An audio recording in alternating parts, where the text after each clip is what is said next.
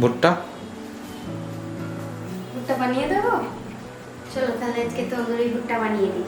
তন্দুরি ভুট্টা বানানোর জন্য বাজার থেকে একটা কচি দেখে ভুট্টা নিয়ে এসেছি। ভুট্টাটা একটু কচি নরম হলে ভালো হয়, শক্ত ভুট্টার থেকেও কচি নরম ভুট্টায় তন্দুরি ভুট্টাটা ভালো হয়। দেখলেন ভুট্টাটা ছাড়িয়ে নিলাম পরিষ্কার করে। এবার প্যানে একটু জল নিয়ে তাতে অল্প লবণ দিয়ে ভুট্টাটা সেদ্ধ বসাবো।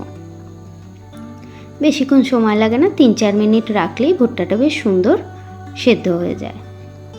এবার তন্দুরির জন্য আর একটা বোলে বা একটা বাটিতে মশলাটা বানিয়ে নেব। দিলাম একটু দই, একটু আদা রসুন বাটা, একটু লঙ্কা গুঁড়ো, হলুদ গুঁড়ো, একটু ধনে জিরে গুঁড়ো, একটু আন্দাজ মতো নুন, আর সব শেষে দেব তন্দুরি মশলা দিয়ে এটা এবার ভালোভাবে নাড়াচাড়া করে মিশিয়ে নেব।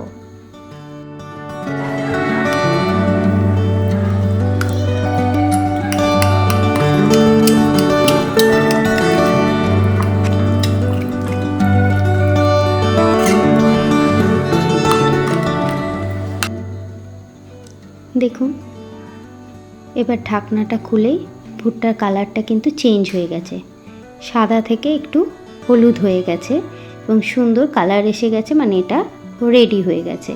এবার একটা ব্রাশে করে আমি তন্দুরি মশলার যে ম্যারিনেটটা করে রেখেছি সেটাকে গায়ে পুরো সুন্দরভাবে একদম পুরো এপিট ওপিট করে গায়ে পুরো মাখিয়ে নেব।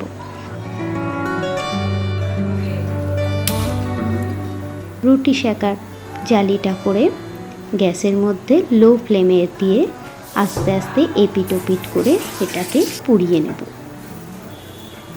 যেমন ভুট্টা পোড়াই সেই একই প্রসেসে আমরা গ্যাসে খুব লো ফ্লেমে আস্তে আস্তে করে এটা পুড়িয়ে নেব।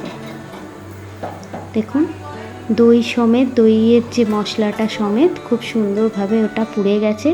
সব শেষে আমি ভুট্টার উপরে একটু পাতিলেবুর রস আর একটু চাট মশলা ছড়িয়ে দেবো।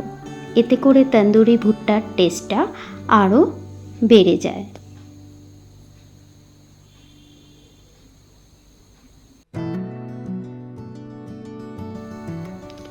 সত্যি খুব সুন্দর খেতে হয়েছে তন্দুরি ভুট্টা, আপনারা অবশ্যই বানিয়ে দেখবেন।